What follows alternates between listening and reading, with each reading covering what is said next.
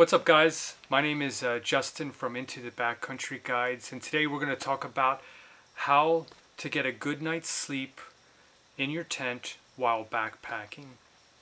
And this is a big issue with many backpackers, including myself. For years, I had terrible sleep when I would always be in the backcountry. So I'm going to go over some things that helped me, and hopefully that can help you when you're out on your adventures. So the first thing has nothing to do with gear or any of that stuff. It starts before you even get into your tent, and that's when you first arrive at your campsite that you choose to stay at. So what you need to avoid is a campsite where there's a lot of slope, because with having a campsite where there's a lot of hills and stuff, it can encourage you to like fall off your sleeping pad. And so it's really important when you're out there to look for a campsite that is completely flat. And so you're going to be able to just kind of stay in one area in the tent and not be like, hitting the walls of the tent or anything like that and moving around. So that's one thing that's very important. And I actually have a good blog article on how to find good campsites. I'll have that in the description below, that you can a link there that you can click on. And I go more in depth into that area. So after you choose a good campsite to set up your tent, the next thing then that we're going to talk about is the proper gear to have to encourage you to have a good night's sleep, to be comfortable. And really it starts with having a good sleeping pad. Now, a lot of people out there that are backpackers, a very popular one is the Thermarest NeoAir sleeping pad. Now these sleeping pads are good for many people, but if you're having trouble sleeping, they're probably not the best choice to have. They're a little thin.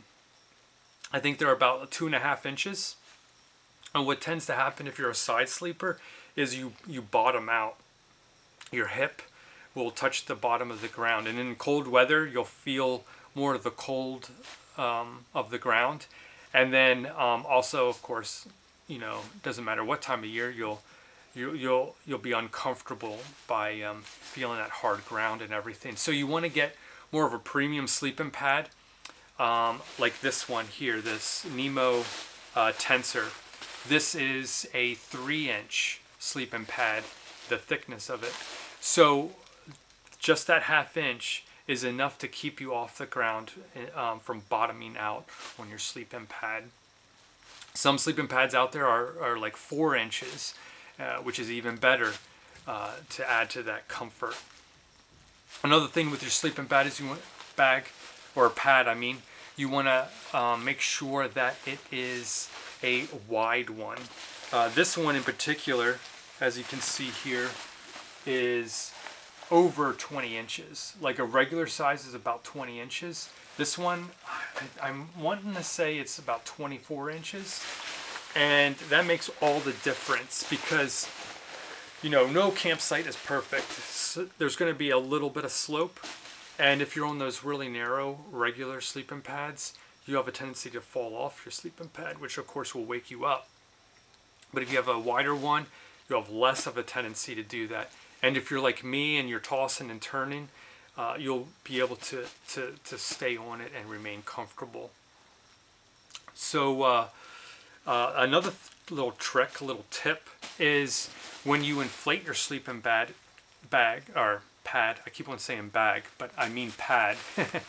What you want to do is not inflate it all the way. If you inflate it all the way, it's going to be like sleeping on a board and be very uncomfortable. So you want to deflate it just slightly, enough that the sleeping pad kind of morphs to the contour of your body, and that will enhance your comfortability on the sleeping pad. So that's all with the sleeping pad. Oh, I guess I'll tell you the one that I use. I use the NEMO Tensor.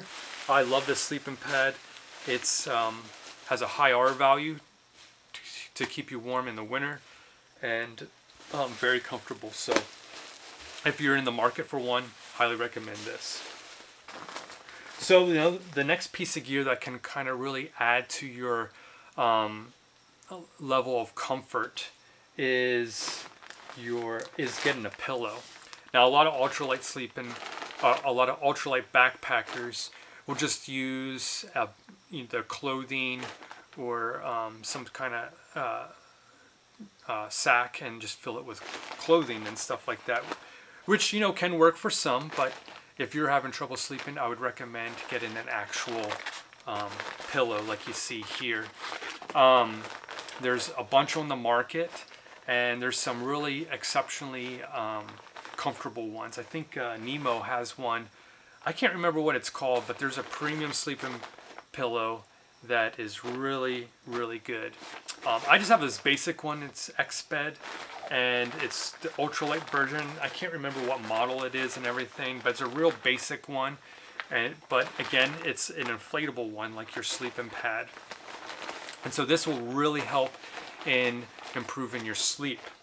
Now, again, like your sleeping pad, you want to under-inflate this. You want to just remove a little bit of the air, and then again, it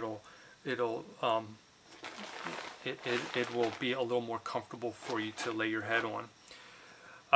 Another thing to do is to tie a cord, and this elastic cord to it. Usually the sleeping the pillows, the inflatable pillows, will have like a little loop here you can attach a cord to, and then there's one on the other side.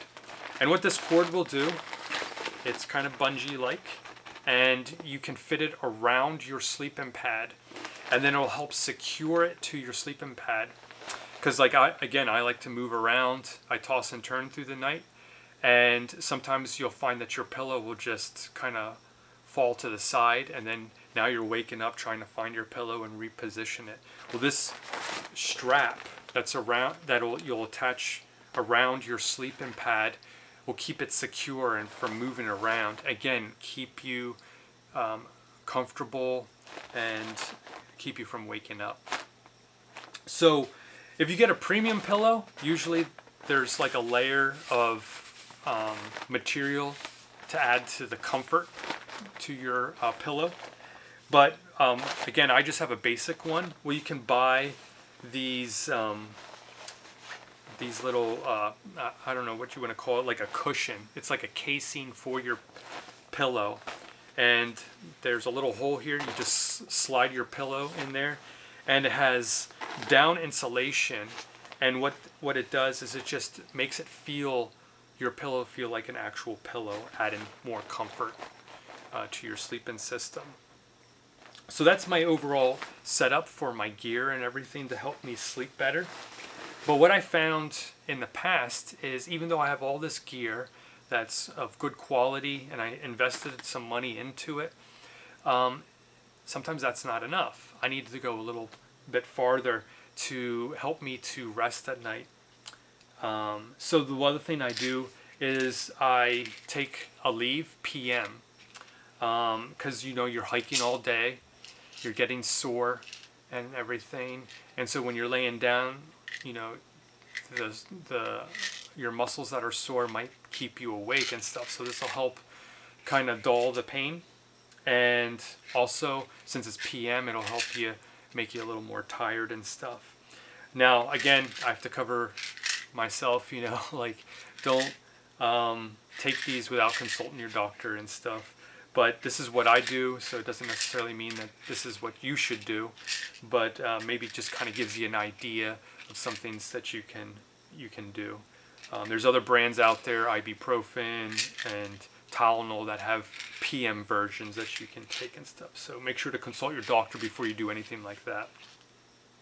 Also, another thing is I found, making a fire at night, it kind of helps you just kind of center your thoughts more on just focusing on the fire, and then, you know, forget about everything else, and kind of gets you to kind of slow down and mellow out and stuff. And then once you hit the tent and everything, you're able to, you know, rest a lot better and stuff. So there you have it. Those are all the reasons that I have for getting a better night's sleep. So hopefully you enjoyed that, and see you in the next video. Take care, guys.